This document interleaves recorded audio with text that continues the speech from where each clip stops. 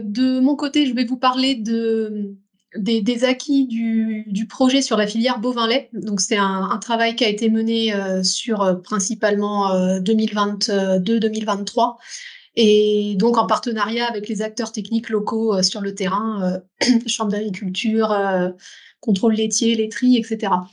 Donc, sur oh, si.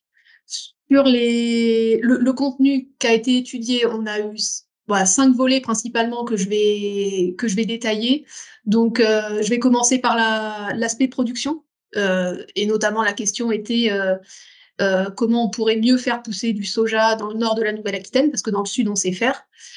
Et ensuite, la grosse question, c'est la consommation par, les vaches laitières, l'intégration dans les rations et qui est fortement liée l'évaluation économique. Est-ce que c'est, plus rentable de produire du maïs grain, de le vendre et de racheter du tourteau de soja? Ou est-ce que, ça peut être intéressant de produire du soja pour l'autoconsommer en direct? C'est à cette question qu'on a essayé de répondre.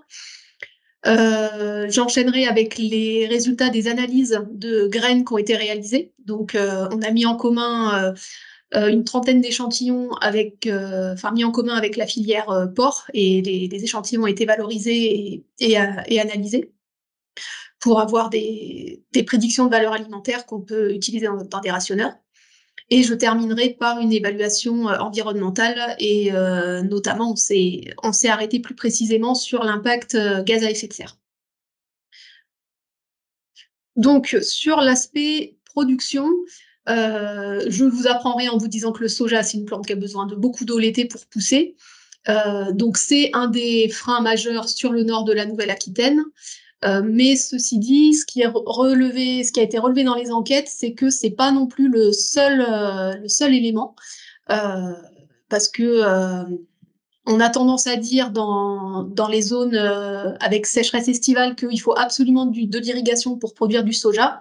Et finalement, on est plutôt revenu là-dessus parce que les conseillers de la zone qui produisent du soja nous ont dit que il valait mieux faire du soja dans des terres très profondes, des terres de marais où on peut faire du maïs sans irrigation, plutôt que de vouloir faire du soja dans des terres superficielles avec irrigation, surtout quand on est sur des bassins d'irrigation soumis à restriction l'été. Où là, du coup, si on peut irriguer techniquement, mais qu'au 15 juillet, on a une chance sur deux d'être coupé, vaut mieux pas risquer du soja, parce que là, ce sera pire que dans des bonnes terres sans irrigation. Euh, Malgré tout, le fait que l'eau soit plus limitée l'été, ça nécessite d'avoir recours à des variétés plus précoces de soja, donc avec un cycle végétatif plus court, et donc ça limite de fait le potentiel de rendement. Sur la zone, on va dire Nord Nouvelle-Aquitaine, on est plutôt sur un rendement. Alors en 2022, c'était particulièrement mauvais, mais on était entre 15 et 20 quintaux, alors que dans le sud, on était plutôt entre 30, voire 40 quintaux. Euh, et l'autre frein qui est pas du tout lié au climat, c'est aussi enfin, c'est en partie lié parce qu'il y a peu d'hectares de soja du coup qui se font dans la zone et du coup toute la chaîne logistique associée à la culture de soja n'est pas forcément optimale. Je pense notamment au matériel de semis et de récolte. Qui font que l'itinéraire technique est moins optimisé que dans le sud où on a des grandes surfaces, des flexi-coupes pour récolter le mieux possible la première gousse et des semoirs monograines avec des disques spéciaux pour le soja qui permettent d'optimiser le peuplement. Euh, dans le sud, on note quand même que, en dehors des zones de Piémont qui sont vraiment très très irriguées l'été, la sécheresse 2022 a aussi impacté les rendements, quasiment dans les mêmes proportions que dans le nord, malgré que la pluviométrie, voilà, la sécheresse de là-bas n'a pas du tout été la même que la sécheresse en Poitou-Charentes. Mais comme ils utilisent des variétés beaucoup plus tardives, en comptant sur l'eau de l'été, là, la baisse de pluviométrie a aussi beaucoup impacté les rendements en plaine. Mais ceci dit, cette zone a quand même plus de marge de manœuvre, même si les sécheresses sont plus fréquentes à l'avenir, parce que ils ont toujours le levier d'utiliser des variétés un petit peu plus précoces, chose que dans le nord de la Nouvelle-Aquitaine, on ne peut pas faire parce qu'on est déjà sur les variétés les plus précoces qui existent. Euh, Voilà, j'épilogue pas plus sur le volet production parce que bah, Terrinovia a beaucoup de travaux sur le soja et c'était pas le plus gros enjeu de ce projet. Je vais passer à l'aspect évaluation économique et intégration dans les rations. Donc, en préambule, quelques éléments économiques. Donc, on sait que aussi une des choses qui fait que le soja est moins cultivé, c'est que si on la met en concurrence avec la culture de maïs, on n'a pas la même rentabilité en termes de marge brute, même si il y a des effets, des bénéfices agronomiques qui sont difficiles à chiffrer. Donc vous voyez ici quelques éléments de prix en conjoncture 2022. Donc c'est pas des moyennes d'enquête parce qu'on n'avait pas un échantillon assez solide et en plus on était en 2022, donc avec comme l'a dit Laurent, des écarts de prix assez affolants. Donc c'est issu des enquêtes de terrain pour les données techniques et on a consolidé avec des prix de référence. Donc c'est plus des exemples pour illustrer le fait que le maïs a plus de rentabilité que le soja en culture de vente et que donc quand on est dans le cadre de produire du soja pour le faire auto-consommer par ces vaches, euh, eh bien l'économie d'achat d'aliments doit compenser cet écart de rentabilité à la production. C'est-à-dire que si c'est plus rentable de vendre du maïs et de racheter du soja, bah, l'éleveur il va se tourner vers le plus intéressant pour lui. Donc l'économie de l'aliment doit compenser cet écart de rentabilité au départ.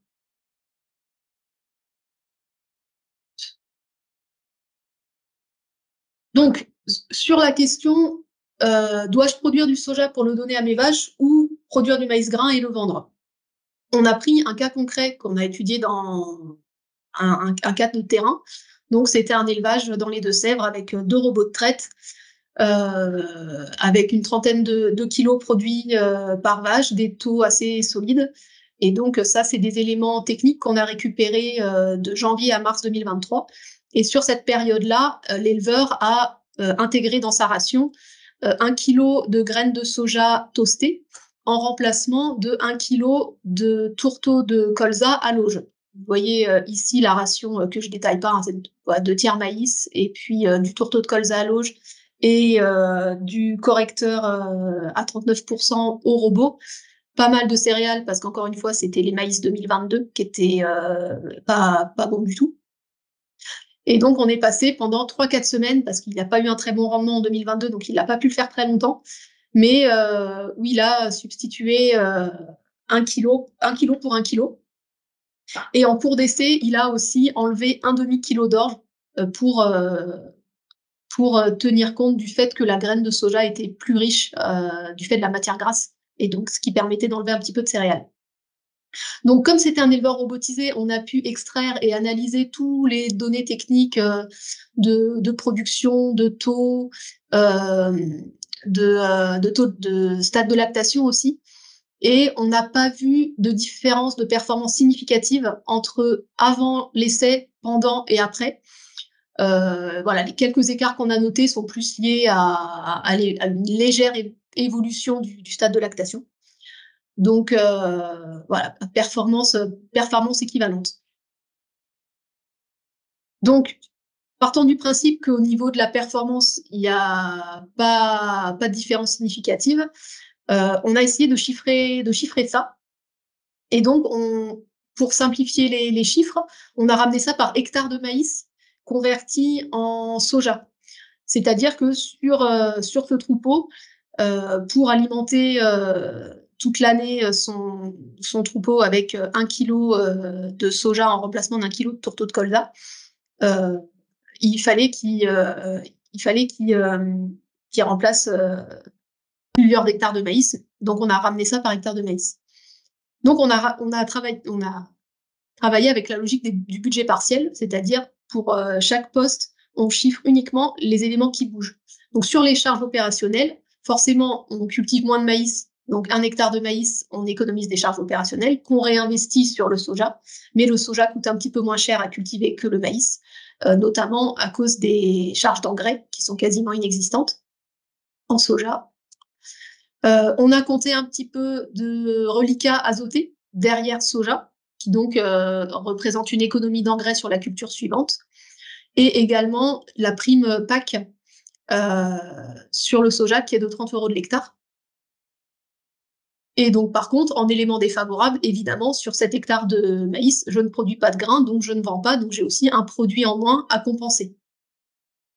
Si je fais l'agglomération de tout ça, pour être à l'équilibre, pour ne pas perdre d'argent, l'autoconsommation de ces 2,5 tonnes de soja, donc 1 hectare à 25 quintaux, doit faire économiser 1 535 €, c'est-à-dire la vente de maïs, moins les quelques avantages liés à la culture du soja.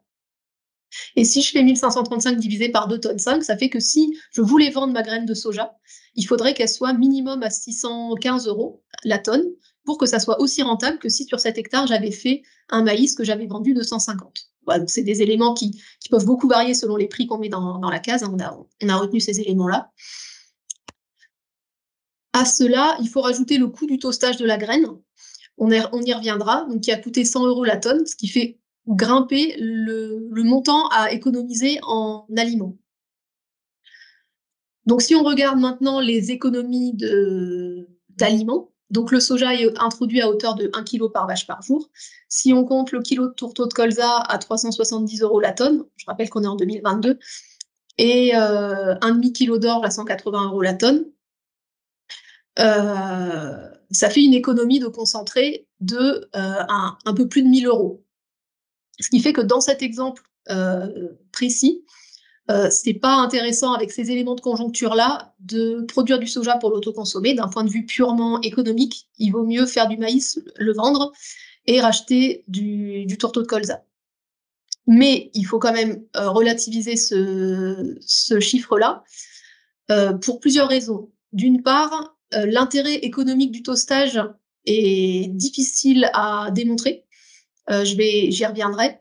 Il y a aussi un cahier des charges en Poitou-Charentes qui favorise l'autonomie protéique locale. Donc, l'autoconsommation de soja peut permettre de faciliter la réponse à ce cahier des charges-là. Et il y a aussi, dans certains cas, des contraintes liées à la déclaration PAC maintenant, où il faut diversifier à la parcelle, et où du coup, la culture du soja ne devient plus une option, mais devient une obligation réglementaire. Et donc, tout le calcul qu'on vient de faire n'a moins de sens dans ce cadre-là, parce que de toute façon, on n'a pas le choix, donc on peut pas mettre ça sur le soja. Il faut aussi compter à partir de 2024 une augmentation de la prime PAC pour la culture du soja, qui passera à 100 € de l'hectare, et aussi des éléments de filière généraux avec des projets d'usines de trituration qui peuvent aussi rebattre les cartes au niveau de la filière. Donc dans ce cas précis-là, c'était pas vraiment intéressant, mais on a noté d'autres cas où là, c'était intéressant, en agriculture biologique, parce que le rendement en maïs est plus impacté en maïs qu'en soja, en bio, et donc ça resserre l'écart, et en même temps, le prix du tourteau de soja bio est beaucoup plus élevé. Donc en bio, c'est beaucoup plus facile d'être intéressant. Et aussi dans les Pyrénées-Atlantiques, où pas mal de rations dans des élevages très productifs qui utilisent de l'huile de palme. Et donc là, le surcoût, enfin l'intérêt de la graine de soja et du fait de sa teneur en matière grasse permet de réduire l'huile de palme dans la ration. Et dans ces conditions-là, c'est aussi intéressant. Euh, Un mot je reviens sur le toastage. À noter que dans le sud de la Nouvelle-Aquitaine, le toastage est très très peu présent. Il y a eu des acteurs de toastage à un moment donné, mais ça se fait plus trop. Et finalement, quasiment tous les éleveurs qu'on a vus, tous même, utilisent le soja en graines crues, ce qui ne pose pas de problème dans les rations.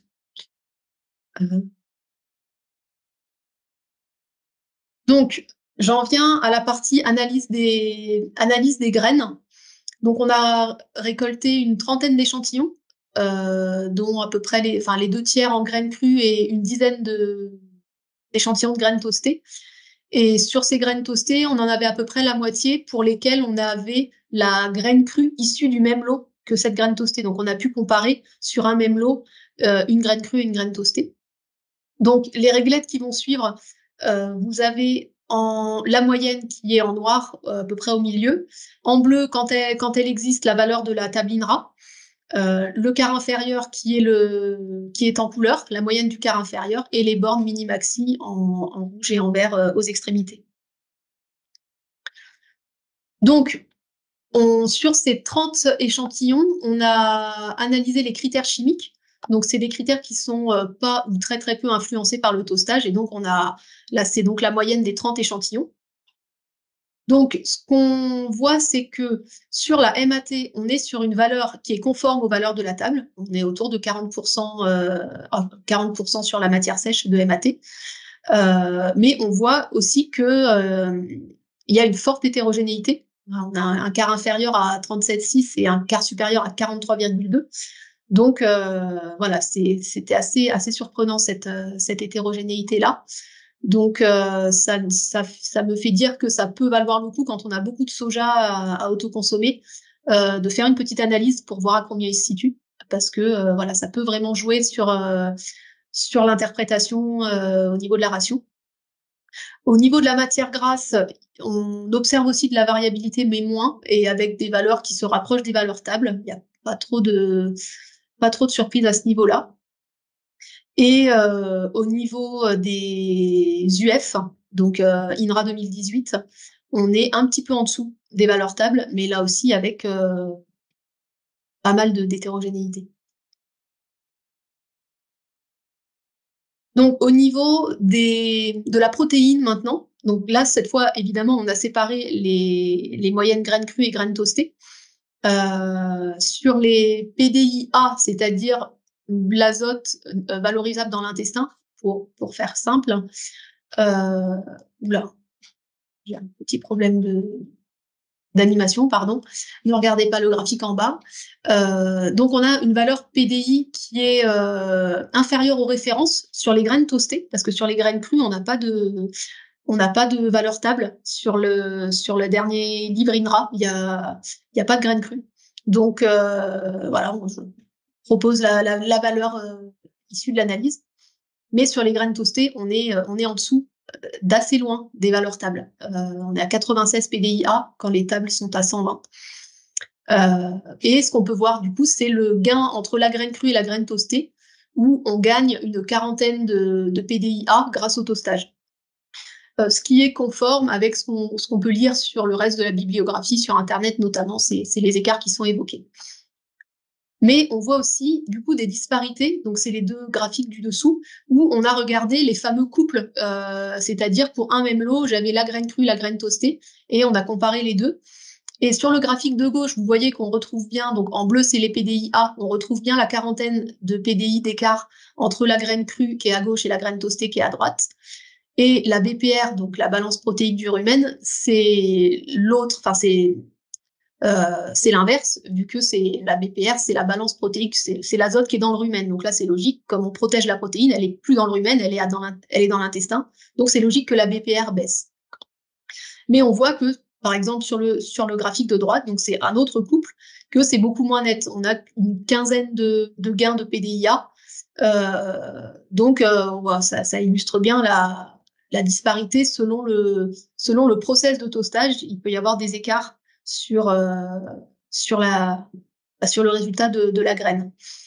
Et c'est ça qui me fait aussi conclure que le toastage dans une ration vache est pas forcément à prioriser, parce que finalement pour gagner entre 15 et 40 PDI, d'avoir un coût de 100 € la tonne, ça me semble, voilà, je suis pas sûre qu'on s'y retrouve. Je suis pas sûre que ça vaille le coup de toaster pour avoir ce résultat-là. Et c'est confirmé enfin c'est confirmé. Les études, les essais qui ont été faits vont aussi dans ce sens, en disant qu'entre de la graine crue et de la graine toastée, il y a pas d'écart de performance qui sont observés dans les quelques essais qui sont dans la littérature. Donc ça, bon, c'est la même chose pour la BPR, donc c'est ce que je disais, c'est la même logique. On a à peu près 40 PDI d'écart entre graines crues et graines toastées, et une valeur moins bonne que sur les tables pour la, pour la BPR en graines toastées. Oups. Et le dernier élément, s'il me reste un peu de temps, sur le toastage. Donc vous voyez le graphique en bas, c'est un lot pour lequel on a eu 3 échantillons. Un échantillon en graines crues, un échantillon qu'on a toasté et qu'on a refroidi très rapidement en sortie du toaster, et un échantillon qui est resté dans le cœur du tas pendant très longtemps et qui a en fait continué à cuire. Je pense que Patrick va détailler ça, je détaille pas plus, mais cet échantillon-là qui est encadré, qui a été très toasté, c'est ce que vous voyez sur la photo ici. Il est beaucoup plus brun parce qu'en fait, au cœur du tas, il a refroidi beaucoup, beaucoup moins vite et il a continué à cuire. Et donc là, on voit que les PDIA s'envolent. Et on peut se dire, super, alors il y a beaucoup de PDIA, mais on peut aussi se poser la question si tous ces PDIA vont pouvoir être vraiment valorisés dans l'intestin ou pas. Et on peut aussi se dire que finalement la graine est tellement cuite que l'azote peut aussi être perdu. Donc il y a aussi ce risque-là à trop toaster. Et on a eu également un échantillon trituré. Oui, Karine, je vois que tu arrives, c'est que je suis hors chrono. Non, c'est bon. OK. On a eu un échantillon de soja trituré localement qu'on a récupéré dans le sud des Pyrénées-Atlantiques. Et donc là, du coup, on a vraiment pas, on a un échantillon par rapport aux tables, donc ça pose presque plus de questions que ça n'apporte de réponses sur cet unique échantillon. Donc on voit qu'on a un taux de matière sèche beaucoup plus élevé, un taux de MAT moins élevé. Le taux de matière grasse, je ne suis pas sûre que les valeurs que j'ai soient comparables. On a ici un taux de matière grasse et de l'autre côté, c'est les acides gras qui sont dans le livre INRA. Donc il faut que j'affine si c'est vraiment comparable. Mais je ne suis pas sûre parce que logiquement, le soja trituré localement est plus gras. Donc je pense qu'il y a un petit souci sur ce critère-là, enfin que les deux critères sont pas comparables. Un petit peu plus d'UF sur le soja local du fait qu'il est logiquement plus gras et plus d'azote, voilà, plus de PDI, mais en même temps plus de PDIA aussi, beaucoup plus. Donc, voilà, j'ai pas d'explication à court terme parce qu'on n'a qu'un seul échantillon et c'est difficile de savoir si c'est un écart d'échantillonnage. Mais voilà, ça donne quand même, ça permet quand même de relativiser l'état BINRA et de voir qu'il y a des écarts importants avec ce qu'on peut faire chez nous. Et voilà, ça permet au moins de relativiser ces chiffres-là.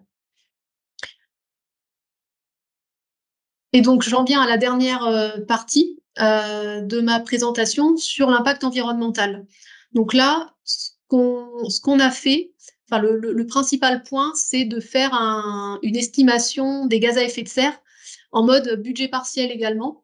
C'est-à-dire que plutôt que d'utiliser un outil de modélisation système type CAP2ER pour voir avant-après, ce qui, sur un changement qui est somme toute assez mineur à l'échelle d'une exploitation, on risquerait d'avoir un résultat complètement dilué dans la masse et qu'on ne verrait rien du tout. Donc on a préféré isoler l'incorporation de soja et de se dire poste par poste, quand on met du soja, de la graine de soja locale par rapport à un tourteau, quels sont les postes qui bougent sur l'exploitation et de chiffrer individuellement les postes grâce à la base de données Gestime et à la base de données Cap2ER en complément. Donc, on a repris les éléments techniques du cas que je vous ai montré tout à l'heure. On l'a un petit peu modifié pour les besoins de la cause. Et on a considéré que pendant 6 mois, cet élevage de 60 vaches, on a enlevé un robot pour que ça soit plus crédible, remplacer 1 kg de tourteau de colza par 1 kg de graines de soja crues. Donc, ce qui faisait un besoin annuel de 20 tonnes de soja, avec un rendement de 25 quintaux hectares, donc 8 hectares de maïs grain qu'on a converti en soja. Donc qu'est-ce qui bouge? Au niveau de la fumure, le fait qu'on fasse moins de maïs et plus de soja, on a une réduction des quantités d'engrais. Donc sur les réductions directes d'engrais, sachant qu'1 kilo d'urée représente 1,8 kg d'équivalent CO2, donc ça va assez vite sur les hectares de maïs où on utilise, principalement de l'urée dans cet exemple. Donc les réductions directes et les réductions indirectes, ce sont, les reliquats azotés, liés à la culture. Heu, oui, j'en ai presque fini, ouais. Merci, Karine. Au niveau du fioul, alors on s'est dit du coup, vu qu'il y a moins d'engrais, un passage de moins en phyto, il y a un petit peu moins de fioul. Alors on a essayé d'estimer ça, mais franchement ça joue pas, ça joue quasiment sur rien. Idem pour les semences et phyto. On a regardé, voilà, les intrants du soja et les intrants du maïs, mais il y a peu d'impact de passer de l'un à l'autre. C'est assez faible. Donc finalement, les gros postes, c'est sur la fumure qu'on économise le plus.